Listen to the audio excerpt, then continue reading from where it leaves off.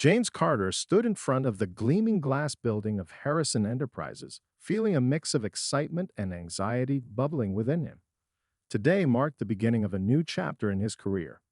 After years of hard work, late nights, and countless sacrifices, he had finally been promoted to vice president.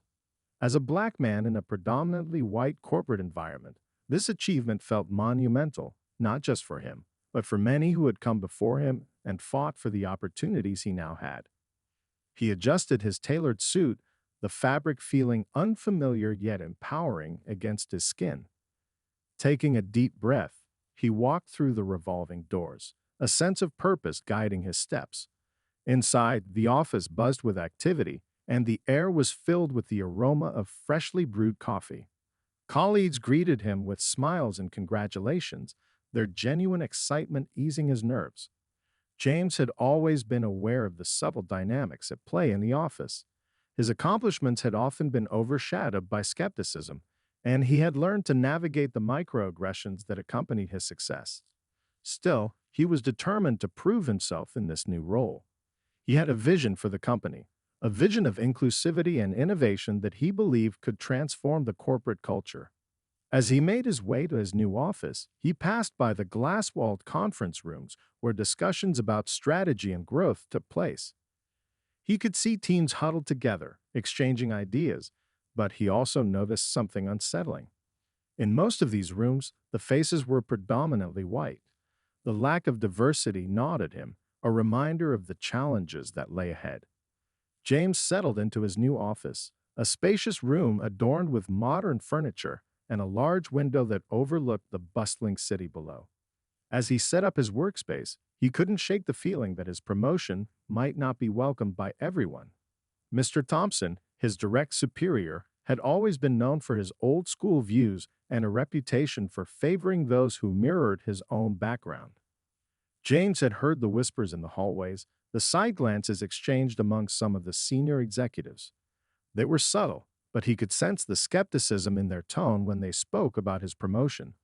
"He's only here because of diversity quotas," one colleague had said. "Let's see how long he lasts," another had sneered. Despite the negativity, James kept his chin up, reminding himself that he belonged here. His first official meeting as VP was scheduled for the afternoon. He reviewed his notes, outlining key points he wanted to address regarding the company's growth strategy. He envisioned a collaborative approach that harnessed the diverse talents of all employees, but he knew he had to tread carefully, especially with Mr. Thompson's traditional mindset. As the clock ticked closer to the meeting time, a knot tightened in his stomach. He entered the conference room, where a mix of familiar and unfamiliar faces awaited him. The atmosphere felt charged with anticipation as James took his seat at the head of the table. He glanced around, noting the expressions of his colleagues, some eager, others guarded. "Thank you all for being here," James began, projecting confidence. "I'm excited to share my vision for our team's future and how we can leverage our strengths to drive success." As he spoke, James focused on engaging everyone in the discussion, encouraging input from all members, regardless of their rank or tenure. He emphasized the importance of diversity in fostering creativity and problem-solving. However, he could feel Mr. Thompson's piercing gaze fixed on him, scrutinizing every word. When James finished his presentation, he opened the floor for questions. A few hands shot up, eager to discuss the ideas he had proposed. But just as he was feeling a sense of accomplishment, Mr. Thompson interjected, his tone sharp. "I'm not sure we need to change everything, James. Some of these suggestions seem overly ambitious."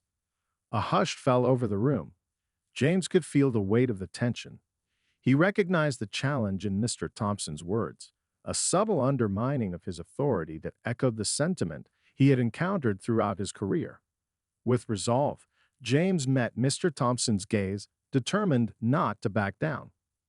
"Change often feels ambitious, but it's necessary for growth," he responded, maintaining his composure. "We can't afford to ignore the voices and perspectives that will help us innovate." Mr. Thompson's expression hardened, and he leaned back in his chair, arms crossed. "Innovation is great, but we must also maintain our standards. Sometimes those in charge have to protect the company from radical ideas. The tension in the room grew thick, and James could sense the divide. He had expected resistance, but he hadn't anticipated it would be so palpable, so personal. He knew he had to tread carefully, but he also knew he couldn't let this be the end of the conversation. As the meeting concluded, James felt a mix of frustration and determination. The subtle racism embedded in the corporate culture was clear, but he was resolute in his mission to bring about change. He gathered his notes and left the conference room, the weight of Mr. Thompson's gaze lingering in his mind. Back at his office, James sat in silence for a moment, reflecting on the day's events. He was determined not to let Mr. Thompson's attitude define his journey. He would work hard to prove himself and to advocate for a more inclusive environment, not just for himself, but for all those who would follow. As he looked out the window at the city skyline, James felt a renewed sense of purpose. This was just the beginning, and he was ready to face whatever challenges lay ahead. The fight for equality and representation in the workplace was far from over, but he was committed to being a catalyst for change, no matter the cost. The following week began with a sense of anticipation. James had spent countless hours preparing for a major corporate event, a company-wide conference that would showcase the latest innovations and strategies. It was an opportunity not only to present his ideas, but also to solidify his position as vice president. He meticulously organized his presentation, ensuring that every detail was perfect. On the morning of the conference, the office buzzed with excitement. Employees scurried around, setting up displays and ensuring everything was in order. James arrived early, wanting to make a strong impression. He donned his tailored navy suit, feeling the fabric smooth against his skin, a reminder of his newfound status. As he entered the main hall, he was greeted by a flurry of activity, and the vibrant energy made him feel alive. The event commenced with an introduction from Mr. Thompson, who addressed the room with his usual bravado. James stood at the back, listening intently, but he couldn't shake the feeling of being watched. Throughout the speech, he noticed Mr. Thompson casting sidelong glances in his direction, his demeanor betraying a mix of contempt and disbelief. After the introductory speeches, it was time for James to take the stage. He stepped forward, the spotlight warming his face as he adjusted the microphone. The audience quieted, and he took a deep breath, recalling all the work he had put into this moment. "Thank you all for being here today," James began, his voice steady and confident. "As we move forward into the next quarter, I want to emphasize the importance of collaboration and innovation. Our strength lies in our diverse perspectives, and together, we can propel this company to new heights." As he spoke, James saw nods of agreement from some colleagues and the faint glimmer of enthusiasm in their eyes. He shared his vision, detailing initiatives aimed at increasing inclusivity and engagement within the company. The crowd responded positively, the atmosphere buzzing with excitement. But then, out of the corner of his eye, he spotted Mr. Thompson frowning, arms crossed tightly against his chest. A sinking feeling formed in James's stomach as he continued. It was clear that not everyone shared the same enthusiasm. After the presentation, the attendees dispersed into smaller discussion groups to brainstorm ideas. James joined a group of eager employees who were excitedly discussing potential projects. Laughter and camaraderie filled the air, and for a moment he felt at home among them. Then came the moment that would change everything. As the group brainstormed, Mr. Thompson approached, his expression stormy. "James, can I have a word?" he demanded, his tone brusque. James's stomach dropped. "Of course, Mr. Thompson." He stepped away from the group, feeling the curious stares of his colleagues. They watched as James and Mr. Thompson moved to a quieter corner of the room, the laughter fading behind them. "What do you think you're doing?" Mr. Thompson snapped, his voice low but laced with anger. "You think you can just come in here and throw around ideas like you're the one in charge? This isn't how things work." James felt a mix of disbelief and anger rise within him. "I was sharing my vision for the company's future, sir. We need to adapt and embrace change." Mr. Thompson leaned in closer, his voice dropping to a harsh whisper. "You're not going to change the way we do things here, James. You may have that title, but don't forget who's really in charge. Before James could respond, Mr. Thompson's expression shifted. And just to be clear, I don't trust you. You're not one of us. He stepped back, his eyes narrowing as he scanned the room. James stood frozen, the implications of Mr. Thompson's words hitting him like a punch to the gut. He felt a rush of anger, but also a deep sadness. This was not just about him, it was about every person who had ever faced discrimination and prejudice. Sir, I. Suddenly, Mr. Thompson raised his voice, cutting James off. Security. I think we have a trespasser. The words echoed throughout the hall, and James's heart raced as he realized the severity of the situation. What? James exclaimed, incredulous. I'm the vice president. Mr. Thompson ignored him, continuing to shout for security as several employees turned to watch, shock evident on their faces. A few whispered to each other, disbelief written across their expressions. Within moments, two security guards arrived, their expressions serious. James felt the weight of their gaze as they approached. What seems to be the problem? One of them asked, glancing between James and Mr. Thompson. This man is trying to usurp my authority, Mr. Thompson declared, his voice dripping with disdain. He's disrupting the conference and causing chaos. The security guard looked at James, searching for an explanation. James could feel his heart racing. How had it come to this? He took a deep breath, gathering his composure. I'm the vice president of this company, James said, his voice steady despite the whirlwind of emotions. I'm leading the conference and discussing our future strategies. Mr. Thompson scoffed, rolling his eyes. He's just playing pretend. I'm telling you, he doesn't belong here. James felt a wave of humiliation wash over him, but he refused to back down. He needed to assert his authority and dignity. I have the necessary credentials and the backing of the board. This is a misunderstanding, and I assure you I'm not causing any disruption. The guards exchanged glances, uncertain of how to proceed. James could feel the tension thickening the air. He turned to his colleagues, who stood frozen in shock, some whispering among themselves, others glaring at Mr. Thompson in disbelief. Finally, one of the guards spoke up. We need to verify this. Can you show us your identification, sir?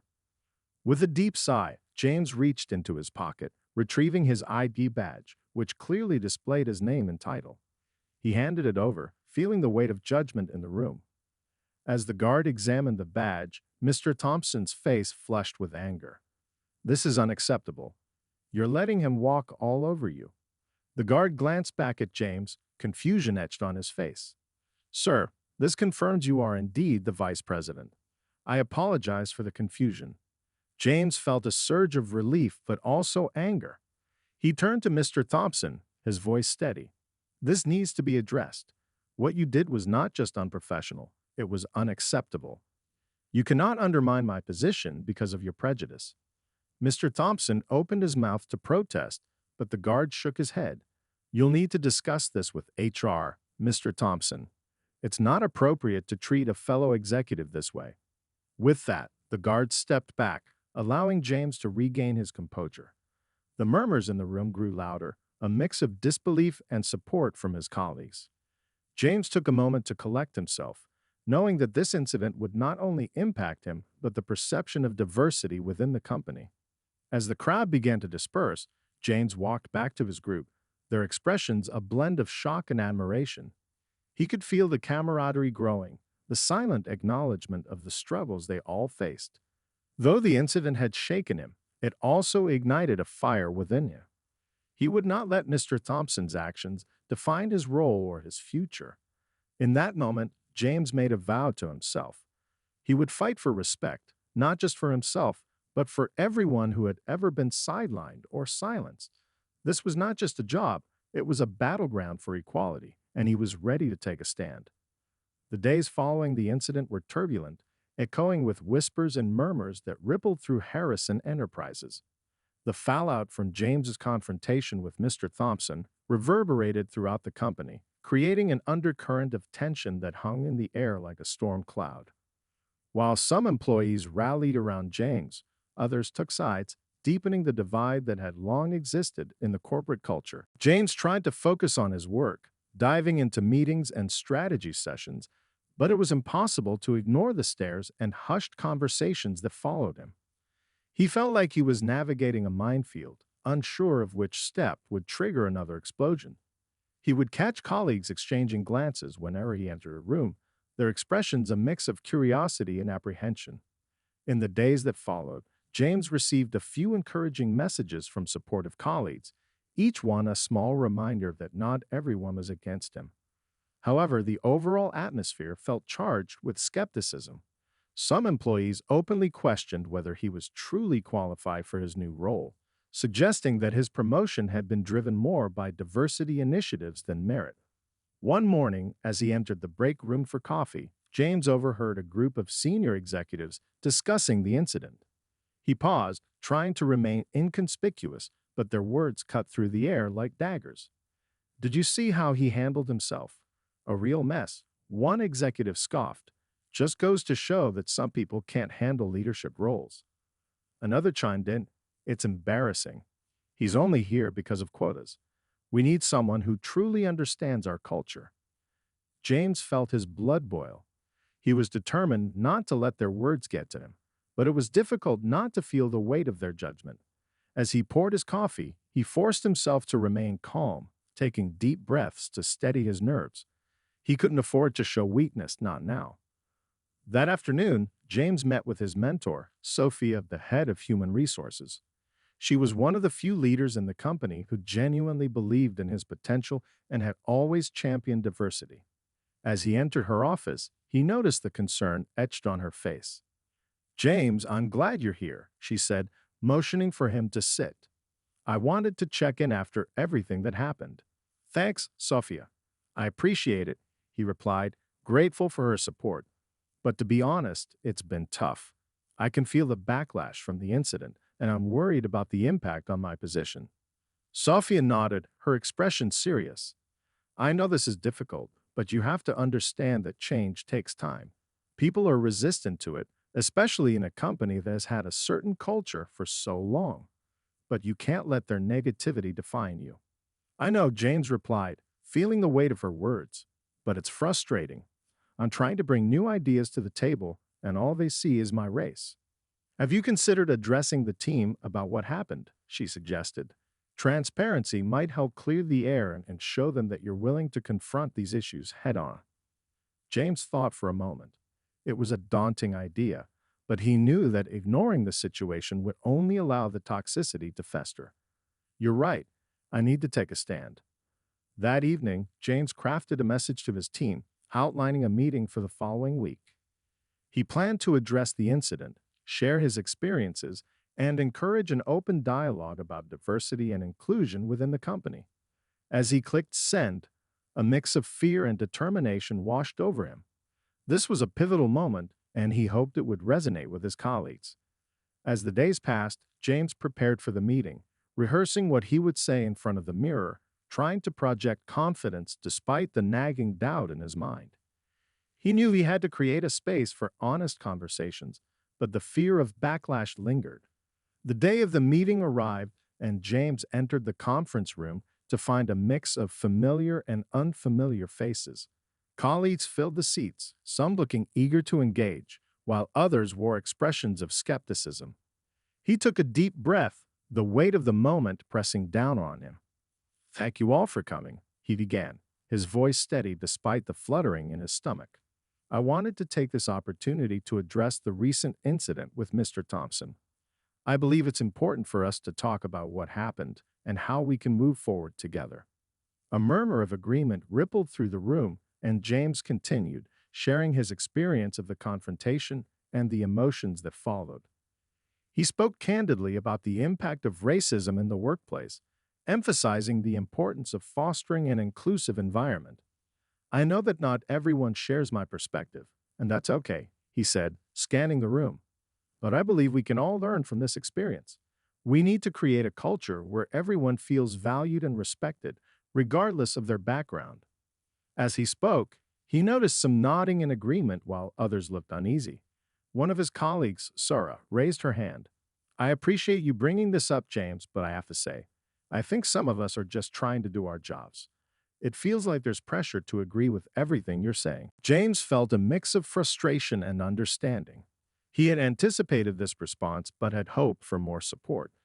I understand that change can be uncomfortable, he replied, but we need to have these conversations to create a workplace where everyone can thrive.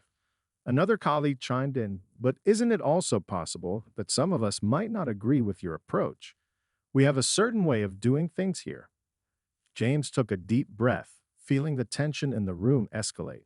I'm not asking anyone to agree with me, but I do want to encourage an open dialogue. This isn't about blaming anyone. It's about recognizing the realities we face and finding ways to improve together. The discussion continued, with voices rising and falling in a mix of support and skepticism. James felt the pressure mounting, but he refused to back down. He encouraged everyone to share their thoughts, fostering a space for honest dialogue. As the meeting drew to a close, he felt a sense of accomplishment despite the challenges. He had initiated a crucial conversation, and though it hadn't been easy, he believed it was a step in the right direction. However, the aftermath of the meeting weighed heavily on him. While some colleagues thanked him for his honesty, others remained stony-faced, clearly unenthused about the direction he wanted to take. James couldn't shake the feeling that he was walking a tightrope, balancing the hopes of many against the fears of those who resisted change. The next few days felt like an uphill battle. James encountered cold stares in the hallways and whispered conversations that ceased abruptly when he walked by. It was disheartening, but he reminded himself of the importance of perseverance. One afternoon, as he sat in his office, he received an unexpected message from a junior employee named Carlos. Can we talk? I'd like to share some of my thoughts, it read. Intrigued, James agreed to meet, hoping to find a kindred spirit in the struggle for change. When Carlos arrived, he appeared nervous but determined. I wanted to say that what you did took a lot of courage, he said, his voice barely above a whisper. I've faced my share of discrimination here, and it feels like a breath of fresh air to see someone standing up. James felt a surge of hope. Thank you, Carlos. It's important that we support one another. Change isn't easy, but together, we can make a difference. As they spoke, James learned about Carlos' experiences and the challenges he faced as a minority in the company.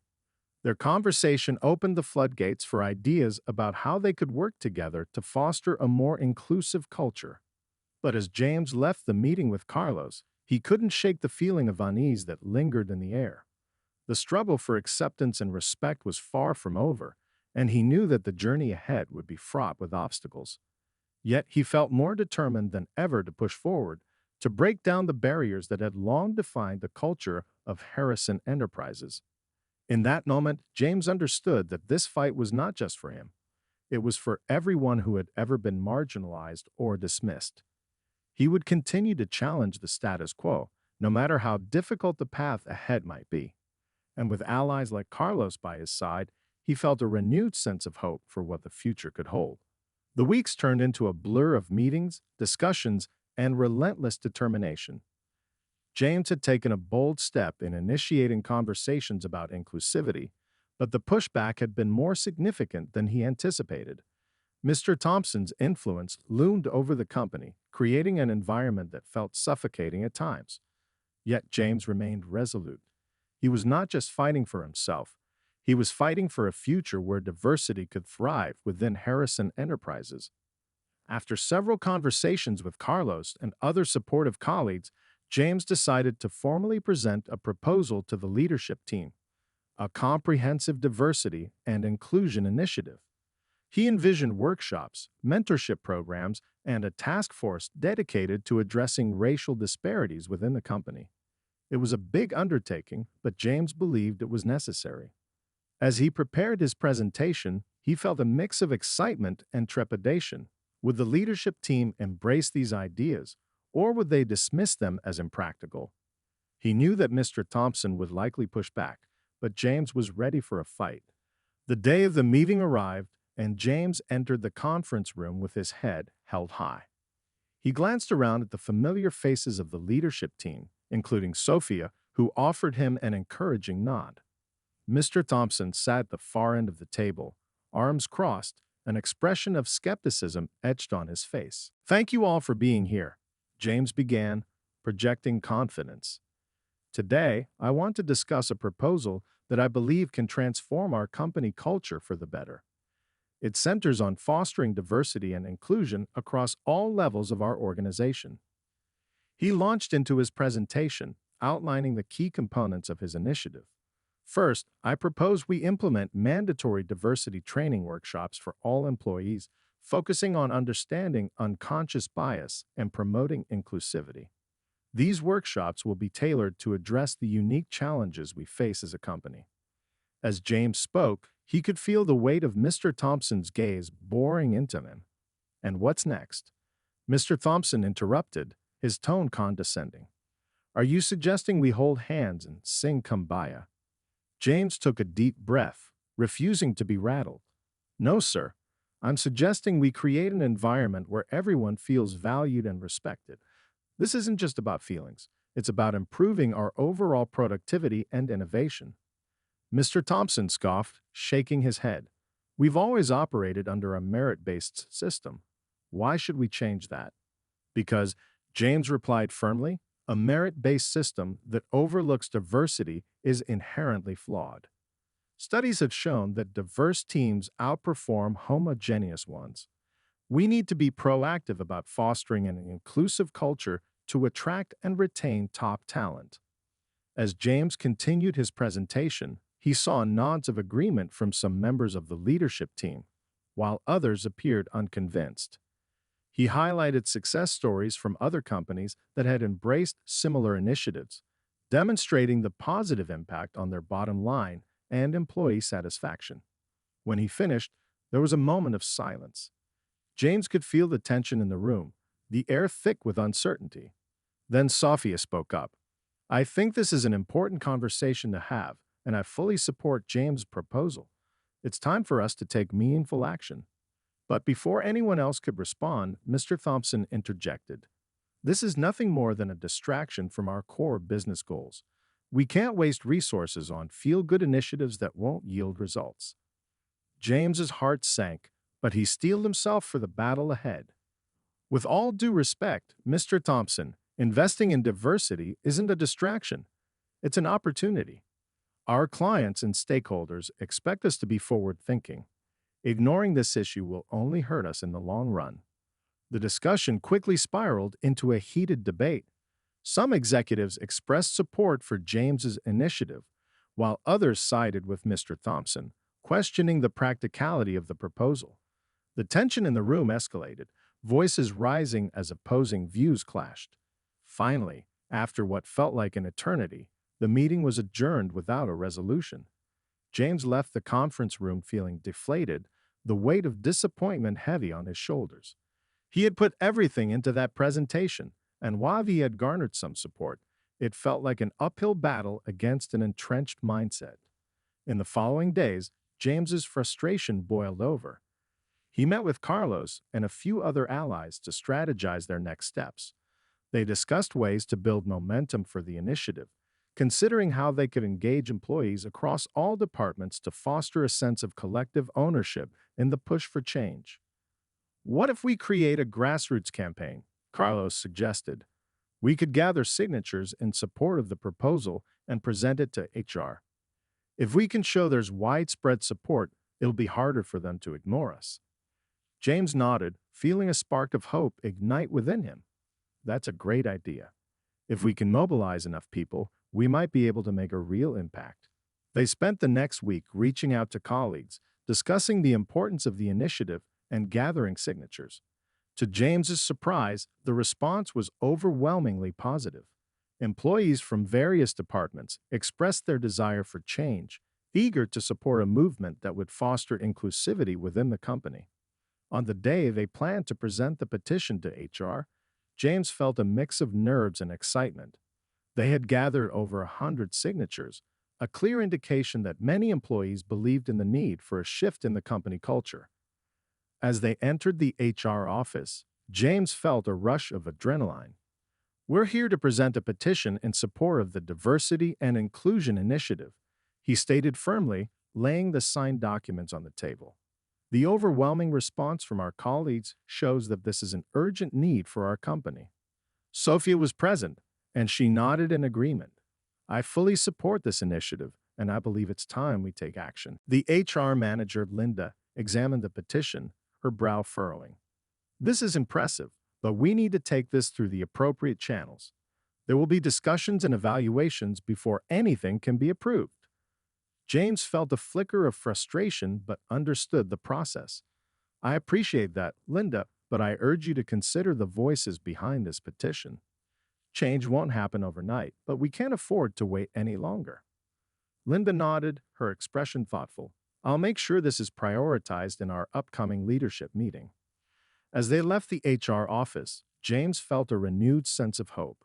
They had taken a significant step forward, but he knew the fight wasn't over. Mr. Thompson would undoubtedly retaliate, and there would be obstacles to overcome. But with the support of his colleagues and allies, James felt more equipped than ever to challenge the status quo. That evening, he received a message from Carlos, inviting him to a small gathering of employees who had supported the initiative. As he arrived at the venue, a cozy cafe nearby, he was greeted by warm smiles and supportive conversations. It felt like a community, a collective of voices determined to make a difference. Thank you for everything you're doing, James, a colleague named Linda said, her eyes shining with gratitude. We need more leaders like you who are willing to fight for us. James smiled, feeling the warmth of camaraderie. It's not just me. We're all in this together. This is about creating a space where everyone can thrive. As the evening progressed, they shared stories of their experiences within the company, and James felt a growing sense of solidarity. Each story underscored the importance of their mission, a mission that extended far beyond the walls of Harrison Enterprises. That night, as James returned home, he reflected on the journey thus far. He knew the road ahead would be challenging, but he also felt a renewed sense of purpose. Together, they would fight for change, and they wouldn't back down. The following day, as he prepared for another meeting with the leadership team, he felt a sense of determination bubbling within him. He would continue to advocate for inclusivity, using the support he had gathered to challenge the obstacles that lay ahead. The fight was far from over, but with allies by his side, he was ready to lead the charge toward a more equitable future. The weeks turned into months, and the campaign for diversity and inclusion at Harrison Enterprises grew from a simple idea into a movement. James' resolve had transformed into a full-fledged initiative, and as the momentum built, so did the challenges.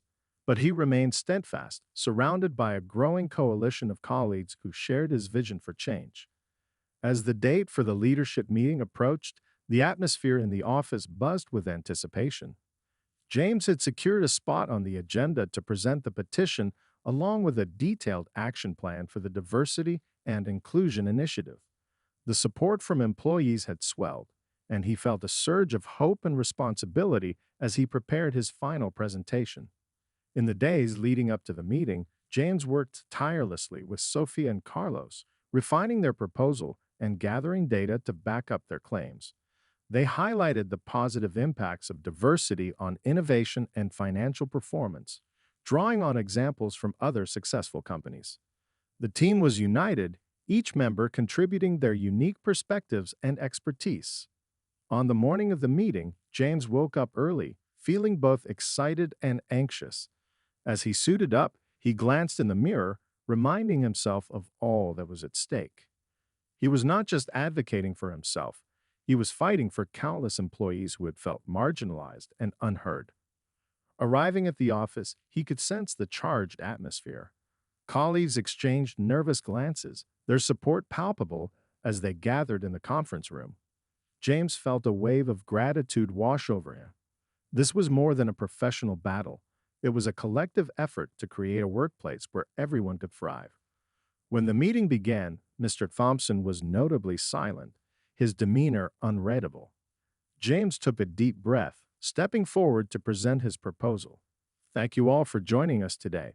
I appreciate the opportunity to discuss the Diversity and Inclusion Initiative and the overwhelming support we've received from our colleagues. He launched into his presentation, outlining the key components of the plan. Our proposal includes mandatory diversity training, mentorship programs, and the formation of a diversity task force to address ongoing issues and monitor progress. This initiative is essential not only for our employees, but also for our company's long term success. As he spoke, he noticed some leaders nodding in agreement, while others remained skeptical. Mr. Thompson's expression was unreadable, his arms crossed tightly over his chest. James pressed on, sharing stories from employees who had come forward, revealing their experiences of discrimination and marginalization within the company. The atmosphere shifted as his words resonated with many in the room. He highlighted the need for systemic change, emphasizing that diversity was not just a buzzword, but a critical factor in fostering innovation and growth. When he finished, there was a moment of silence, the weight of his words hanging in the air. James glanced around the room, hopeful yet anxious. Would they understand the importance of what he was proposing? Finally, Sophia spoke up. I think we all agree that this is a pivotal moment for our company. We can't afford to ignore the voices of our employees any longer. It's time for us to act. One by one, other leaders began to voice their support. I've seen firsthand how diverse teams outperform homogeneous ones, said a senior executive from the marketing department. We need to do this for the sake of our growth and reputation. Encouraged by the growing support, James felt a swell of hope. But Mr. Thompson remained silent, his frown deepening. The tension in the room became palpable as James prepared for the inevitable pushback. Finally, Mr. Thompson broke his silence. While I appreciate the enthusiasm, I have serious concerns about the feasibility of this initiative. We're a business, not a charity. We need to focus on our bottom line. James felt a wave of frustration rising within him, but quickly tempered it with resolve. Mr. Thompson, investing in diversity and inclusion is not just a charitable act, it's a strategic business decision. Companies that embrace diversity are more innovative and better positioned to meet the needs of a diverse customer base. Ignoring this is ignoring the future of our company. The debate intensified, with voices rising as leaders weighed the pros and cons. James held his ground, responding to objections with facts and examples. He could feel the tide shifting in his favor, the collective desire for change propelling the discussion forward. Then, in a surprising twist, one of the younger executives, Aisha, stood up. I've worked here for 3 years, and I've seen how hard it can be for people who don't fit the mold. This initiative isn't just a nice idea, it's necessary. I support it wholeheartedly. Her words ignited a wave of support from other employees who began to share their own stories and experiences. One by one, they spoke up, echoing the sentiments that had been buried for far too long. James felt a surge of pride and gratitude. They were finally finding their voices. As the conversation unfolded, Mr. Thompson's expression shifted from skepticism to grudging acknowledgement. James could see the battle in his eyes, torn between his long-held beliefs and the undeniable evidence before him. The shift in support was palpable, and the energy in the room transformed. After hours of passionate discussion, the leadership team took a vote. The proposal passed with a resounding majority. The room erupted in applause, and James felt tears of relief welling up in his eyes. They had done it. They had taken a significant step toward creating a more inclusive workplace. The days that followed were filled with excitement and optimism. James, Sophia, and the newly formed Diversity Task Force hit the ground running, planning workshops and events to implement the initiatives they had outlined. Employees rallied around the cause, eager to participate and contribute. But the journey was not without its challenges. Mr. Thompson struggled to adapt to the changes, often pushing back against the new initiatives. However, James remained steadfast, reminding himself that this was a long game. They would need to navigate the complexities of the corporate culture, but the foundation had been laid. One evening, as James sat in his office reviewing the first round of feedback from the diversity workshops, he received a message from Carlos. Hey, let's celebrate our first successful workshop. I think we've made a real impact." James smiled, feeling the warmth of camaraderie wash over him. They met at a local restaurant, where laughter and joy filled the air as colleagues shared their experiences. The sense of community was palpable, and James felt a profound sense of belonging. As he raised a glass in a toast to their success, he reflected on the journey they had undertaken together. "This is just the beginning," he declared. "We've started something incredible, and I believe we can continue to make a difference." The room erupted in cheers, and James felt a surge of hope for the future. The fight for change had been challenging, but it had also been transformative. They were no longer just individuals in a corporate structure. They were a community working together to foster a culture of inclusivity and respect. As he looked around the table, surrounded by colleagues and friends who had become allies in the fight for equality, James felt an overwhelming sense of gratitude. They had stood together, united in their determination to create a better workplace. And while the road ahead would undoubtedly have its obstacles, he was ready to face them head on, knowing he was not alone. The sun set over the city, casting a warm glow that illuminated their faces. James smiled, feeling hopeful for what lay ahead. This was not just a victory for him. It was a victory for everyone who had ever felt marginalized or unheard. They had begun to reshape the narrative at Harrison Enterprises, paving the way for a future where diversity and inclusion were not just goals but fundamental values. And in that moment, James knew that change was possible if they continued to fight for it together. Thank you for joining us today. We hope you enjoyed the journey of James Carter as he navigated the challenges of diversity and inclusion at Harrison Enterprises. If you found this story inspiring, don't forget to give us a thumbs up. Share this video with your friends and family, and let's spread the message of change together. If you want to see more content like this, be sure to subscribe and hit that notification bell so you never miss an update. We'd love to hear your thoughts in the comments below. What did you think of James' journey? How do you think we can promote diversity and inclusion in our workplaces? Let's keep the conversation going.